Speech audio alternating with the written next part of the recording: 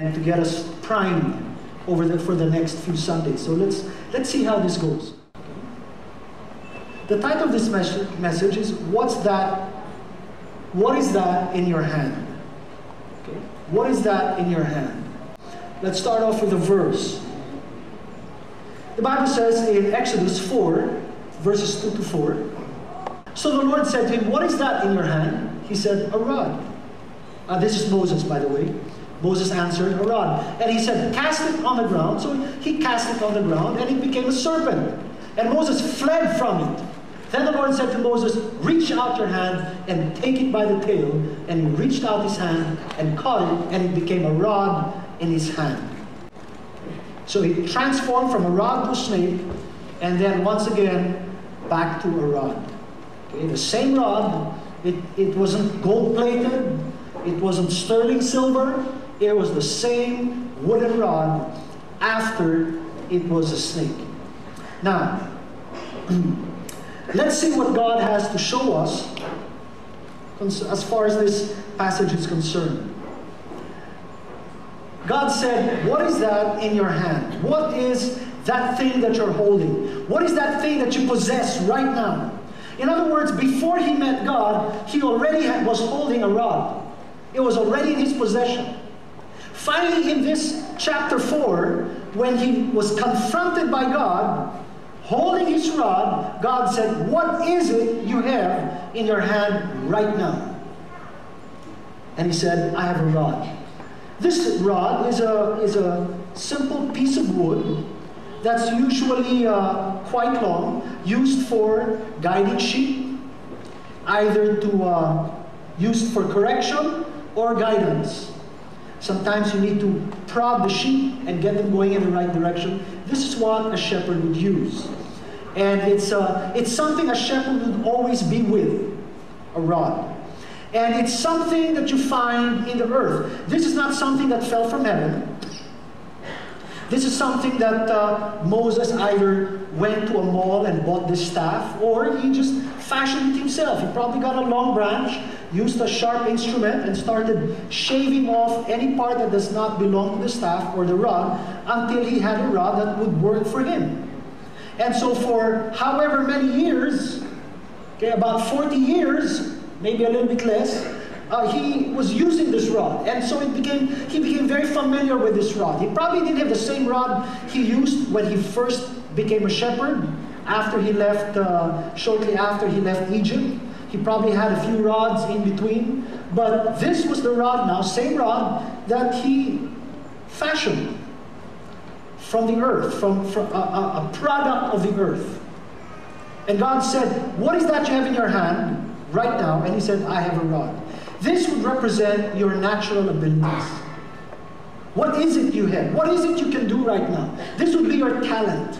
This would be your abilities, your capacities, your strengths, your abilities. I have a nice voice. I have the ability to build things with my hands. I'm good with numbers. I'm good at making a business grow. I'm good in dancing, or whatever it is. It's something that is natural to you. It's something natural to you. It's something that when you met God, it was already with you. Surely it was given by God, just like the tree from which the rod came was grown by God, but Moses worked on that branch until it became a usable rod. Just like many of you here, some of you here rather, you were born with an ability to sing. Now maybe in the beginning you didn't sound very good, but through the years, just developing that talent, you just got better and better at it. Some of you here, you were born, all of us, we were born not knowing what 1 plus 1 was. But you know what? We went to school and we learned 1 plus 1, 2 plus 2, 3 plus 3. And now you can make a business grow. That ability was in you from the day you were born. It was already there. It just needed to be honed. So it was there. Now you meet God and He says, what is your ability? What is your talent? What are you good at? What do you have in your hand? Well, I can sing. I can dance. I can build things. I can demolish things. I can, whatever it is. I can make money grow. Money's easy for me. You know, I'm good at decorating, I'm good at drawing, I'm good at painting, and so on and so forth. What do you have in your hand? But here's the thing. God said, okay, now cast it on the ground. The word cast, notice, Jesus didn't say, God didn't say, lay it on the ground. He didn't say, lay it on the ground. He didn't say, just drop it on the ground. He didn't say that. He didn't even say, throw it on the ground. He didn't say, strike the ground. He said, cast it on the ground. The word cast means to throw. But not just throw like a javelin, okay? But to cast means to haggis. I don't know if that's the right word, you know, but throw away from you. Now don't throw it down here, throw it away from you. Okay? And so he did. He cast it on the ground, and it became a snake. Now, I used to wonder, I said, Lord, of all the things, why a snake? Why did it become an elephant? Why did it become an eel? Why did it become a dog? Why did it become a tree? You know, of all things, why a snake? A snake has always represented the devil. It has represented curse. It has represented just about, even now, you look at a snake, you know, people are scared of snakes, diba? Even if it's a harmless garter snake that's not poisonous, you see a snake or anything that looks like a snake, we would all run. Partly because of ignorance, but partly simply because snakes are scary creatures. And so we tend to run away from snakes. And God chose a snake of all things. But biblically speaking, it speaks of a curse. So he threw down his rod and it became a snake. And what this represents is that all of our abilities have a touch of the curse. Why? Because of sin.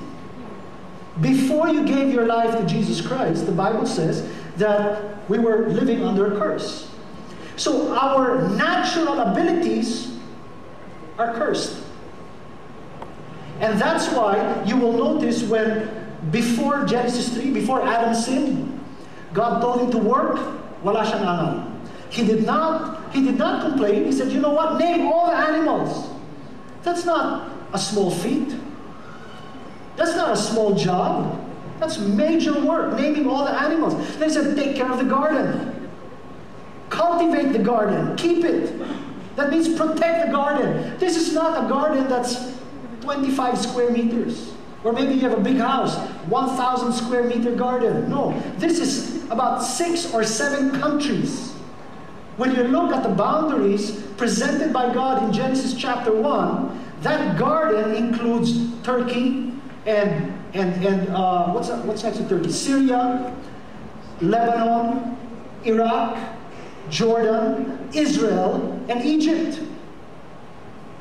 That's the garden that Adam was supposed to take care of. That's not even a house and lot, that's just the garden. When God speaks garden, He speaks big. When He says, I'll bless you, it's until 1,000 generations. That means there's enough blessing on you to impact 1,000 generations. And here we are thinking we might not even have enough to give our next generation.